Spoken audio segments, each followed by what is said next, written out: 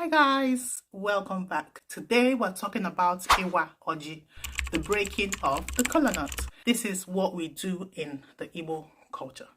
Stay tuned. Let's start from the basic. What is Oji? This is Kola nut, and it grows on the Kola tree, which is native to the tropical rainforest of Africa. Did you know that? Because I did not know this until I started my research. Fun fact, Oji contains caffeine. So if you don't want to drink coffee and you need that boost, chew Oji. Oji has great spiritual significance in the Igbo land. Oji is broken, blessed, and shared in the Igbo culture. Oji is seen as a sacrosanct nut because it brings the community together. It's believed to be supreme and is believed to bring harmony, unity, peace, prosperity, reproduction, and blessing amongst those who partake in the sharing of it. In Igbo land, once a guest comes to your house, the kola nut is the first thing you offer them.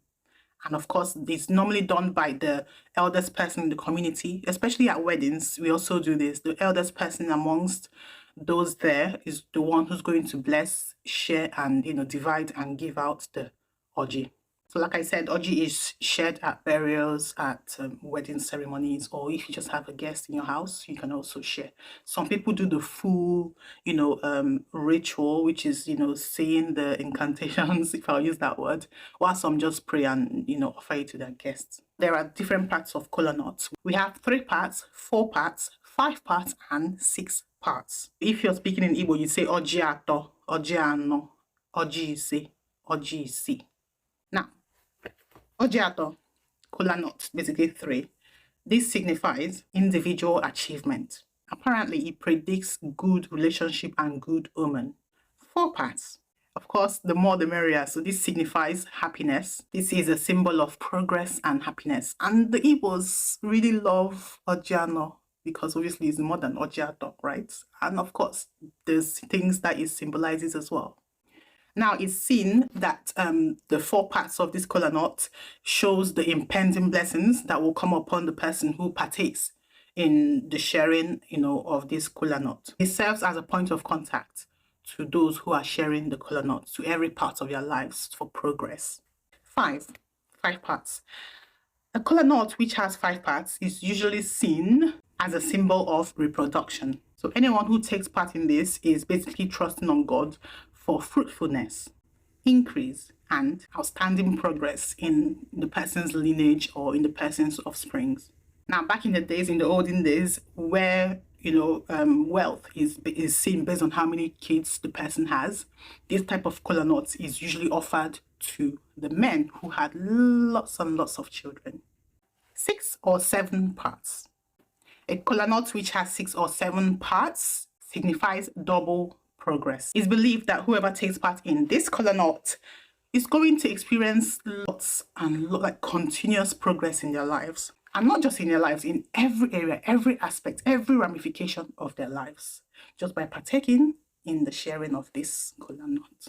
Now, if you see any kola nut that has 2 parts, it's not rampant to see it, and if you do see it, it's not shared in the Igbo land because it's seen as bad luck, so it's not served at all. All right, then let's talk about the women's role when it comes to breaking kola nut.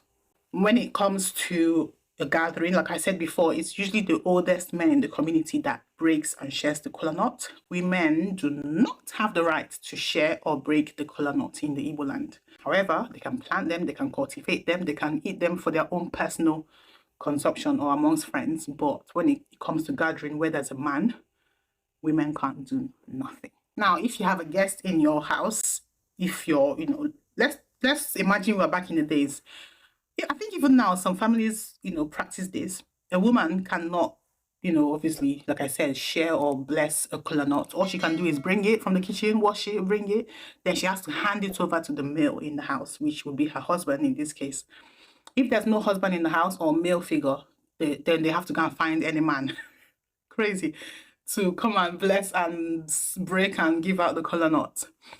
However, the woman's role here is to bring food, bring water, anything, edible apart from kola nut to show her welcome, that she welcomes these guests to her house. If for any reason there's a gathering and the woman there is titled maybe like a chief or lolo and other things, she can actually pick kola nut when it's being passed around, a full one. But if not, she shouldn't touch it. This is so funny. Of course, when it comes to Igbo land, we focus a lot on respect and culture. So in the house, like I said, the eldest man in the house, in that household, or the person hosting will present the kola nut. However, if it's like a ceremony, a wedding, burial, and all, and there's a king, Eze, present in that ceremony, being the eldest and being the one in charge, in quotes, he will be the one to break and present the kola nut. When the kola nut is presented, an elderly man from the guest family, that's the visitors, would touch the kola nut and then will say to the host, Ojieze neze naka.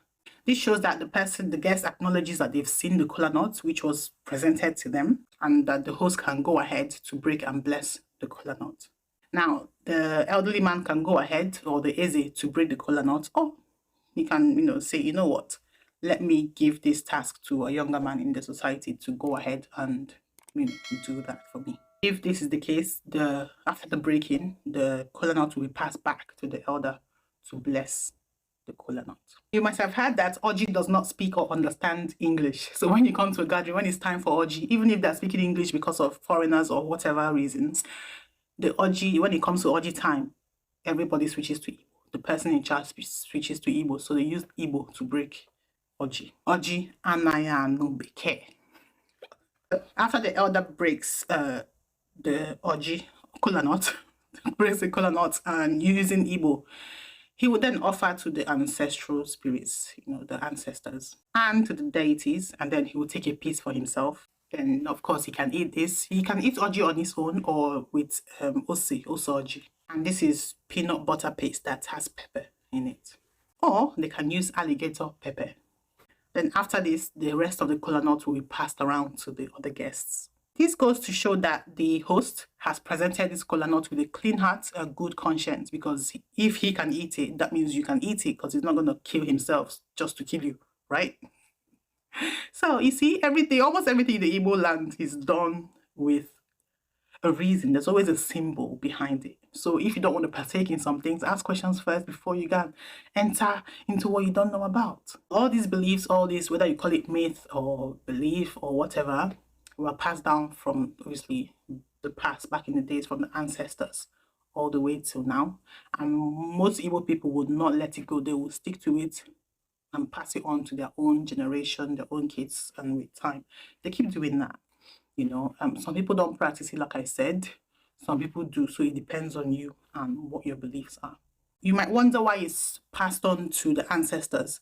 This is done in a way to appease the gods, for vindication, retribution, for blessing, for whatever you can ask, think of protection and all that. So that's why the Igbo people do this, because they believe in it and they believe in their ancestral spirits and gods. Okay, I hope you learned a lot of things from this video, because I did. The fun facts were interesting to hear because I did not know about such things. But yeah, I'll end the video here. Thanks for watching. Any comments, any questions, you know what to do. Comment down there and I'll reply and we can have a conversation. We don't need to end it here. When the video ends, we can keep going. I'll see you in the next video. Bye.